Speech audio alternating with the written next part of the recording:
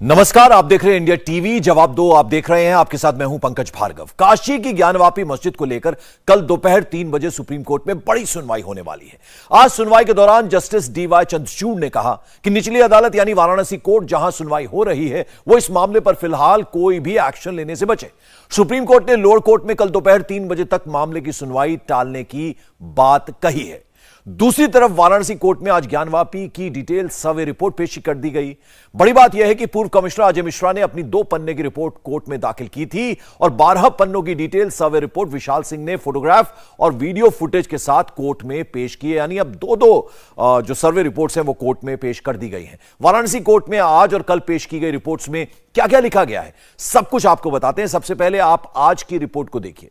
India TV पर ज्ञानवापी सर्वे की दूसरी रिपोर्ट की एक्सक्लूसिव डिटेल भी सामने आई है। दूसरी रिपोर्ट में शिवलिंग का जिक्र किया गया है, साथ ही रिपोर्ट में डमरू, नाग और त्रिशूल का भी जिक्र किया गया है।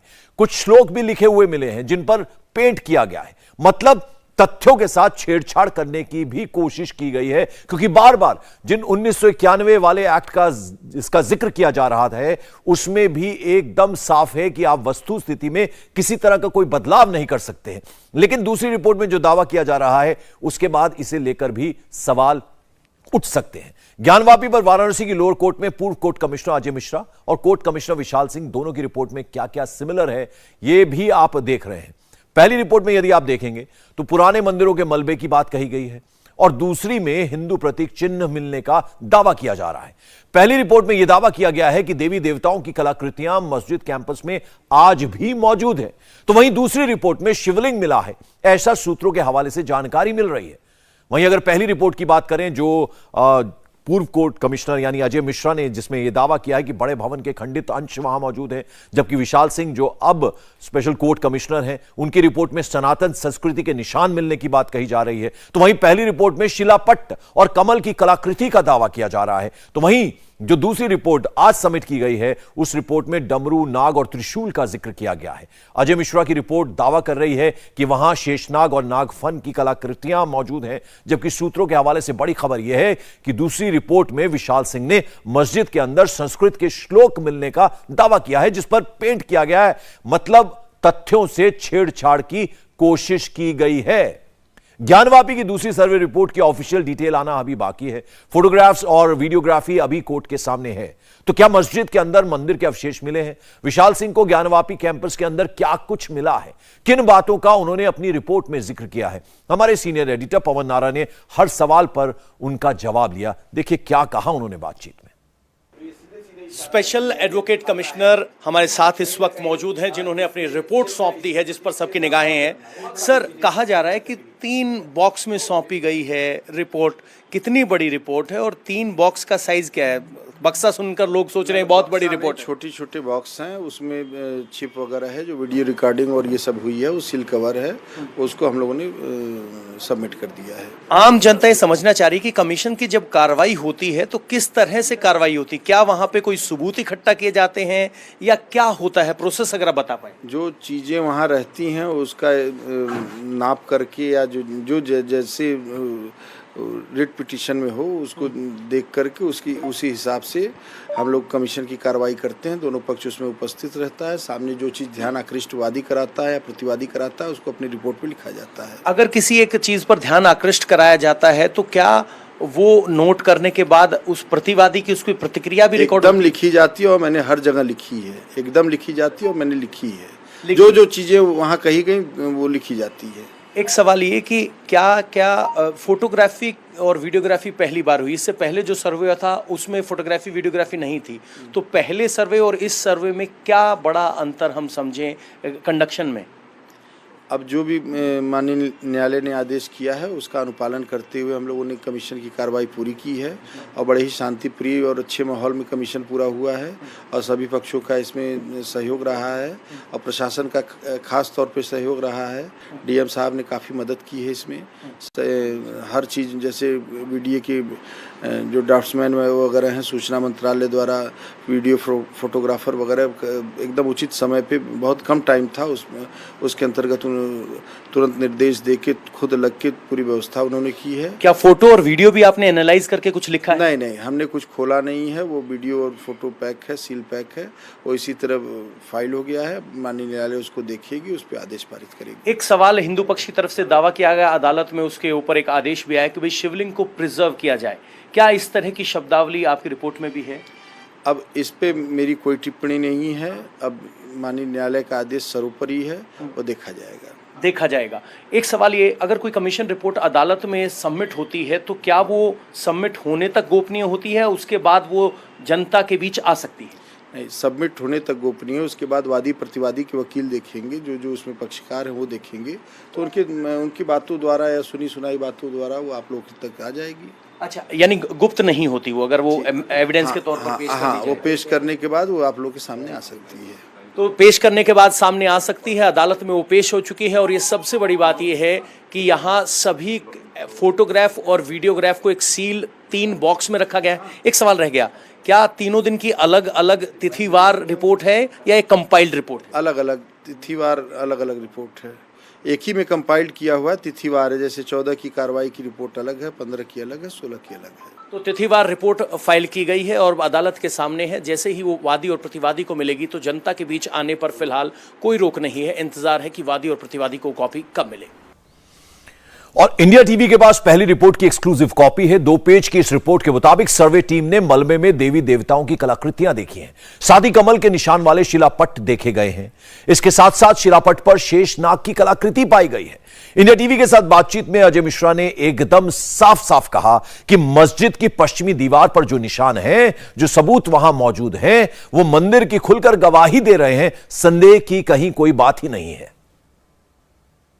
ज्ञानवापी मामले में जो पहले एडवोकेट कमिश्नर बनाए गए थे अजय कुमार मिश्रा, वो हमारे साथ मौजूद हैं। अजय कुमार मिश्रा की रिपोर्ट सबमिट हो गई है, इसके बारे में बात करते हैं। सर, सबसे पहले तो ये बताएं कि क्या है आपकी इस रिपोर्ट में? सुबह से उसको लेके बहुत चर्चा चल रही है।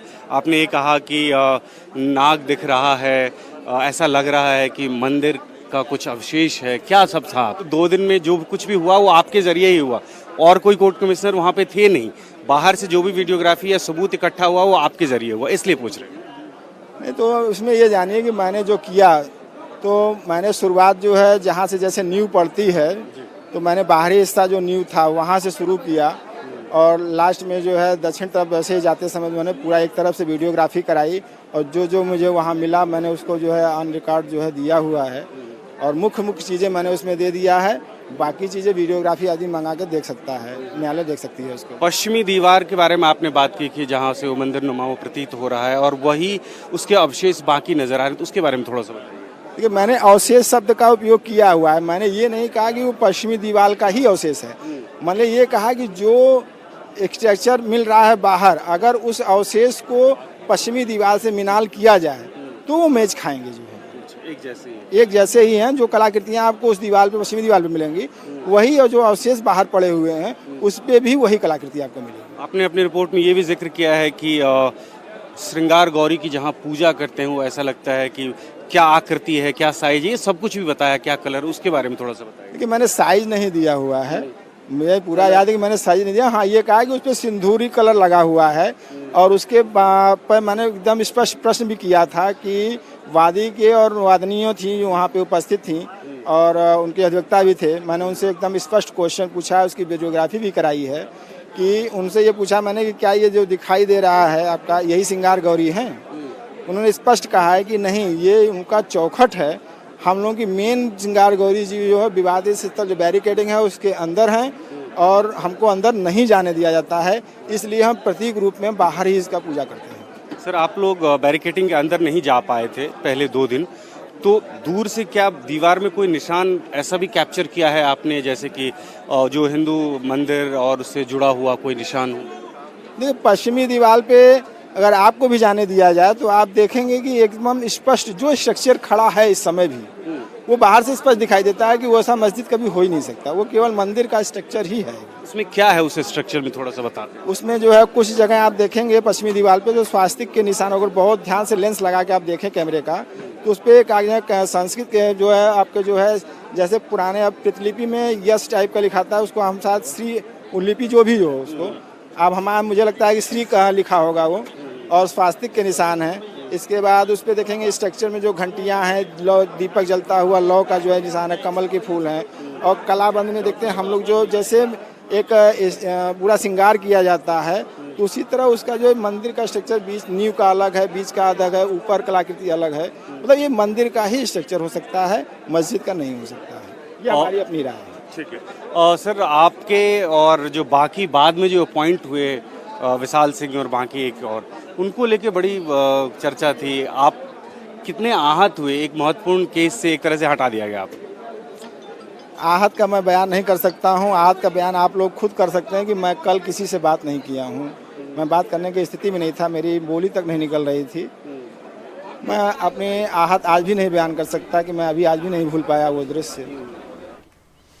और ज्ञानवापी मस्जिद की कानूनी लड़ाई अब काशी से दिल्ली शिफ्ट हो गई है। सुप्रीम कोर्ट कल दोपहर 3 बजे इस मामले की सुनवाई करेगा। सुप्रीम कोर्ट ने आज वाराणसी कोर्ट में हो रही सुनवाई पर रोक लगा दी।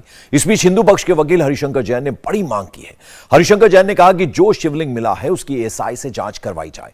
अगर वो वाकई फव्वारा है तो मुस्लिम पक्ष आखिर डर क्यों रहा है? मुस्लिम पक्ष है, उसका दावा है कि वो फव्वारा है, वो उसको आप कैसे देखते हैं? मैंने अभी आपसे कहा ना कि दावे मैं करूं या दावे वो करें। वो कहे फवारा है, मैं कौन सी है। सवाल ये कि बात जांच का विषय है, और जांच को एक्सपर्ट बॉडी ही कर सकती है, ना मैं कर सकता ना वो कर सकते हैं। तो मैं तो कोर्ट से ही कहूँगा और प्रार्थना करूँगा कि इसकी एएसआई से जांच करा ली जाए, या कोई भी एजेंसी से कोर्ट समझे तो कितनी लंबाई है, कितनी ऊंचाई, कितनी गहराई है, ये मालूम पड़ जाएगा, और ये बात सामने आ जाएगी कि कितना पुराना है, और शिवलिंग साबित हो जाएगा। और फवारा वगैरह नाम की कोई चीज़ नहीं है, और है तो अगर है तो साबित होगा, तो दिक्कत क्या है? मैं नहीं भागता साबित करने से, मैं तो चाहता हूँ कि हो, पर कह देने मात्र से कि फवारा है, फवारा नहीं हो जाएगा।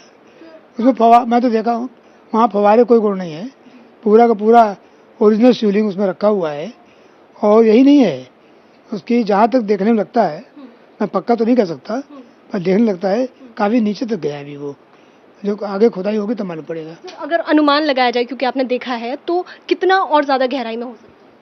देखिए ये मैं अभी नहीं कह सकता हूँ, पर इतना तो है कि जितना दिख रहा है उससे ज्यादा है, उससे ज्यादा और होगा, और ज्यादा जी उससे।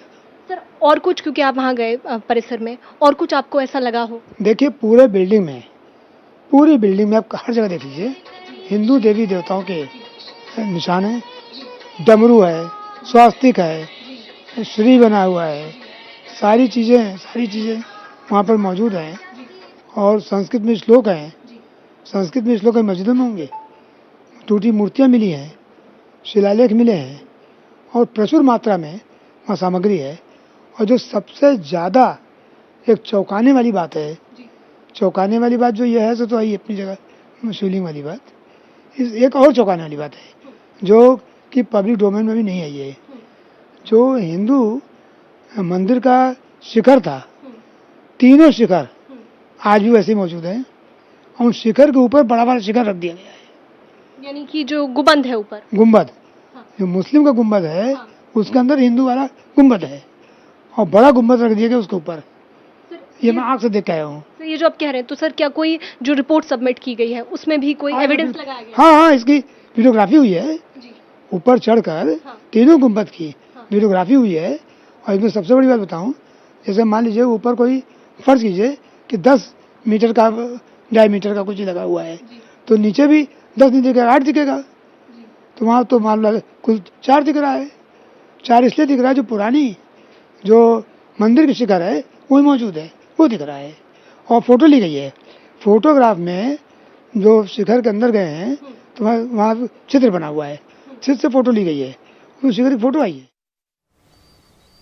तो हिंदू पक्ष लगातार दावा कर रहा है कि ज्ञानवापी के वजूखाने में शिवलिंग मिला है। अब मुस्लिम पक्ष ने भी इस पर अपनी चुप्पी तोड़ी है। ज्ञानवापी केस के पक्षकार अंजुमन इंतजामिया कमेटी का बड़ा बयान सामने आया है। कमेटी के जॉइंट सचिव मोहम्मद यासीन ने दावा किया है कि शिवलिंग का दावा गलत है और मौका मिलेगा तो वो साबित कर देंगे कि जिसे शिवलिंग कहा जा रहा है दरअसल वो फव्वारा है। दीवारों पर कमल और स्वास्तिक के निशान मिलना मंदिर होने के सबूत नहीं हो सकते हैं। कानूनन मस्जिद में तोड़फोड़ ठीक नहीं है, उचित नहीं है। अंजुमन इंतजामिया मस्जिद के हमारे पास साथ सेक्रेटरी यासीन साहब हैं, इनसे बात करते हैं। सर, कल एक रिपोर्ट आई है, उसमें ये कहा जा रहा है कि मंदिर के अवशेष मिले हैं, वहाँ पे भग्नावशेष हैं, कुछ और कमल के निशान, नाग और ये सब। ऐसा है कि जिन साहब ने रिपोर्ट सबमिट की है उनकी क्रेडिबिलिटी पहले ही डाउटफुल हो चुकी है और रिमूव किए जा चुके हैं। ऐसी स्थिति में उनकी रिपोर्ट का कोई माने नहीं है। दूसरी बात, हम रिपोर्ट पे इस वजह से कुछ नहीं बोलेंगे क्योंकि अभी हमें सर्टिफाइड कॉपी नहीं मिली है और हमने रिपोर्ट देखा नहीं है। रिपोर्ट देखने के बाद ही उस पर कोई प्रतिक्रिया दी जा सकती है। सर्वे के आखिरी दिन ये कहा जा रहा था कि वजू खाने के अंदर शिवलिंग मिला है और उसके लिए कहा जा रहा है कि वजू खाने के नीचे जो दीवार है उसको तोड़ने की अनुमति दी जाए, जिससे ये पता चले कि साइज क्या है शिवलिंग। वो फव्वारा है और उसको हम साबित कर सकते हैं कि फव्वारा, अगर हमें मौका मिला तो हम पानी चला के दिखा सकते हैं। ऐसा कुछ नहीं है, वो ठोस जमीन पे रखा हुआ है और सीमेंट का बना हुआ है। सीमेंट का बना हुआ, पत्थर नहीं है? नहीं, सीमेंट का बना हुआ है।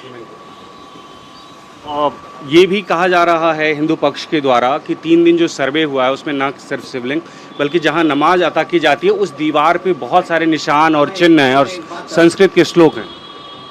संस्कृत के श्लोक वगैरह कहीं नहीं मिलेंगे, तो बिल्कुल गलत बात है और गलत प्रचार किया जा रहा है।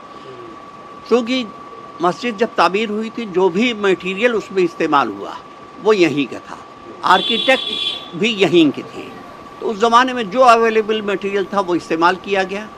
और आज भी कहीं पुराने मकानात देखिए, वहाँ कहीं ना कहीं कमल के फूल भी मिल जाएंगे, स्वस्तिक के निशान भी मिल जाएंगे, ईंटों पे राम भी लिखा होगा, कुछ और भी लिखा होगा। ये कोई साबित प्रामाणिकता का वो नहीं है।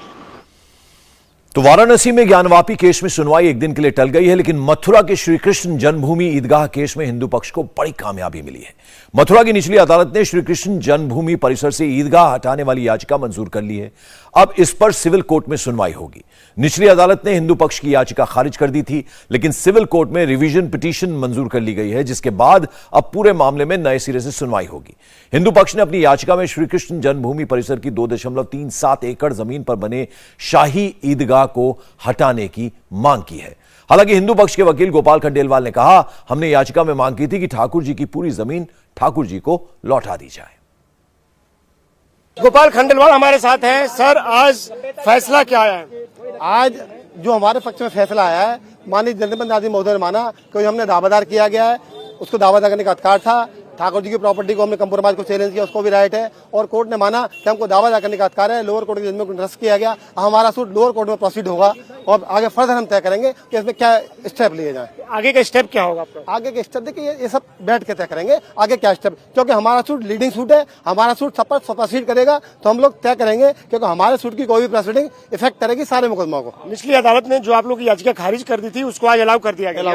ठाकुर जी की बहुत बड़ी जीत है और कोर्ट ने माना कि हमको दावा करने का अधिकार है, हमारा रिवीजन स्वीकार किया गया। तो निचली अब जो भी बहस होगी अब निचली अदालत में होगी, सारी प्रोसीडिंग लोअर कोर्ट में चलेगी। क्या सर्वे को लेकर कोई आप लोगों ने मांगी थी? सर्वे कराया? सर्वे का कोई इश्यू नहीं था हमारे पास। ये लोग सर्वे की बात कहते हैं, गलत कहते हैं। सर्वे का इश्यू इस समय हमारे पास कोई भी नहीं था। आप लोग क्या दावा था, एक बार हमें बता दीजिए। दावा हमारा था, दावा हमारा ये था कि ठाकुर जी की प्रॉपर्टी के संबंध में सो कॉल्ड कंप्रोमाइज किया गया है, इलीगल किया गया है और कंप्रोमाइज को निरस्त किया जाए। ठाकुर जी की प्रॉपर्टी ठाकुर जी को वापस दिलाई जाए। आप कहते हैं कि 13.37 एकड़ की जो पूरी जमीन है, भूमि है, वो आप लोगों की है? वो हमारी है। जो कंप्रोमाइज ठाकुर जी की प्रॉपर्टी का हुआ, ठाकुर जी एक माइनर है और Thakur ji property compromise illegal रूप से हुआ, अकॉर्डिंगली हमने सूट फाइल किया है और कोर्ट ने माना हमको दावा करने का अधिकार है। उम्मीद क्या करें, कब से इस मामले पर सुनवाई होगी? अब कल बताएंगे आपको, फर्दर क्या रही है। और आइए अब जरा आपको बताते हैं कि मथुरा का यह पूरा मामला दरअसल है क्या। इस मामले में 6 लोगों ने याचिका दायर की थी। इसमें कहा गया कि मथुरा में श्री कृष्ण विराजमान की कुल 13.37 एकड़ जमीन है। इसमें करीब 10.5 एकड़ जमीन पर श्री कृष्ण जन्मभूमि मंदिर बना है, जबकि शाही ईदगाह मस्जिद के पास 2.84 एकड़ जमीन है।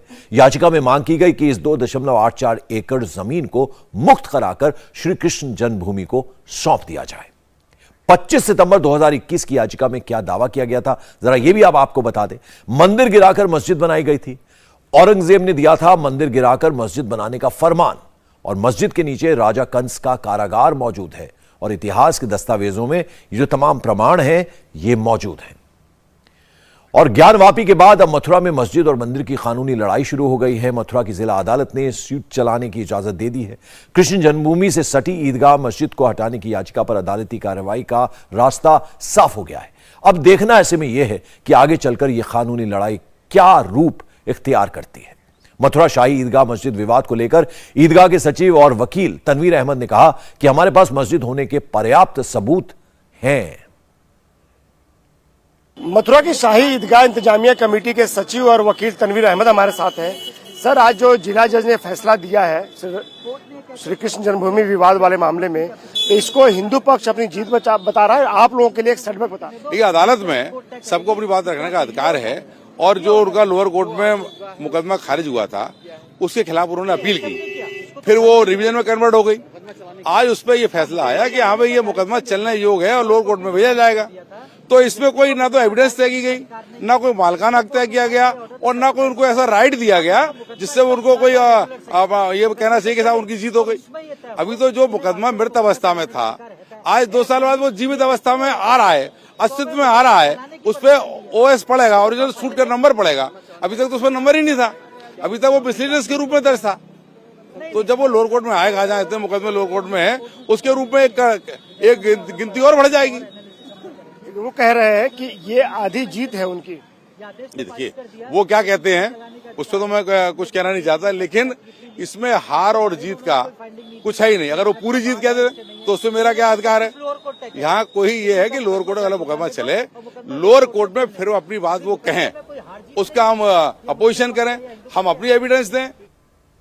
बड़ी खबर आपको बता दें, ज्ञानवापी के सर्वे को रोकने के लिए मुस्लिम पक्ष ने एक और कोशिश की है। अंजुमन इंतजामिया कमेटी ने सिविल जज की कोर्ट में हलफनामा दाखिल किया है, जिसमें सर्वे की कार्रवाई पर सवाल उठाए गए हैं। अंजुमन इंतजामिया कमेटी के सचिव मौलाना अब्दुल बातिन नोमानी और ज्वाइंट सेक्रेटरी SM यासीन ने आपत्ति दर्ज कराई है। कमेटी ने हलफनामे में लिखा है कि जिस तथाकथित फव्वारे को शिवलिंग बताया जा रहा है, उसे शिवलिंग के तौर पर मान्यता सिर्फ सुप्रीम कोर्ट दे सकता है, लेकिन हिंदू पक्ष की तरफ से तथाकथित फव्वारे को अभी से ही शिवलिंग करार दिया गया है। इंडिया टीवी हर वक्त हर जगह डाउनलोड करने के लिए सर्च करें India TV news Google play store या ऐप स्टोर पर।